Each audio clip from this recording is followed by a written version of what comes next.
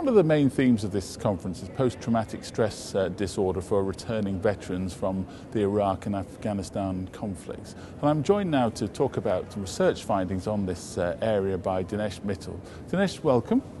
Thank you very much. Thank you for coming on the program. I appreciate it. Now, you've done a really interesting study, haven't you? Would you tell us a little bit about that?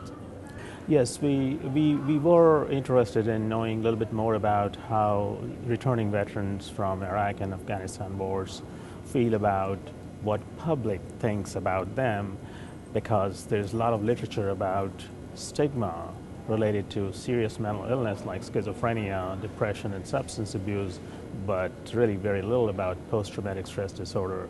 So we were especially interested in learning about the stigma experiences as experienced by the returning veterans. So we did a small qualitative study at Central Arkansas Veterans Healthcare System in Little Rock, and it was a small study. We recruited 17 returning veterans who had a diagnosis of post-traumatic stress disorder, and they were seeking treatment. So we did 4 focus groups, so it's a qualitative study. And in a qualitative study, you just talk to the people who are experiencing certain issues that we are interested in, and we did that. And what we found is, our first question was, do they really feel that public stigmatizes them? And what did you find from your research?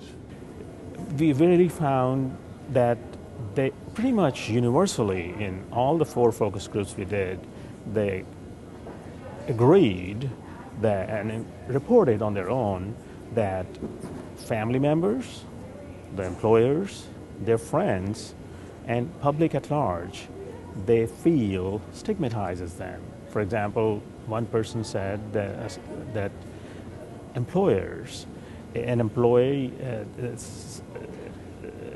the employer who had employed this person, returning veteran with PTSD, and valued his work for several years, once he found out that he developed post-traumatic stress disorder, he let him go because he considered him as a liability. Did the results surprise you at all? Well, it surprised me in a way, because I think I didn't think that if someone is working well and has a post-traumatic stress disorder, employers would respond in that way unless they have some problems. So to me, it's an example of sort of a discrimination.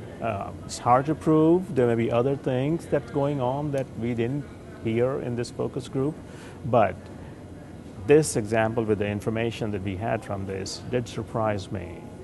It's a very interesting study. As you say, it's a qualitative study and it's a fairly small study. How big a problem do you think this is indicative of? Because to an extent, the people who you were studying have come forward for treatment. You're saying a lot of people might not come forward for treatment because of the perceived stigma. So do you think there's a kind of big undiscovered problem out there?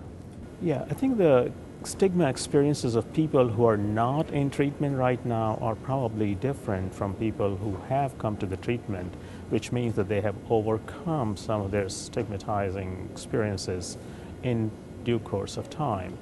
And we found that this group of people felt that public sees them as dangerous and weak, and most interesting thing was that they believe that public thinks that they are responsible for the illness because they signed on a piece of paper that they are joining military. It's a voluntary service. So if you join the military and if there are consequences as a result of your participation in the combat, you're responsible for having PTSD. It was a heartbreaker. It was just doesn't seem right. Doesn't seem right. Well, thank you very much indeed for joining. It's a really interesting study, and thank you for sharing it with us today. Thank you. Thank you very much.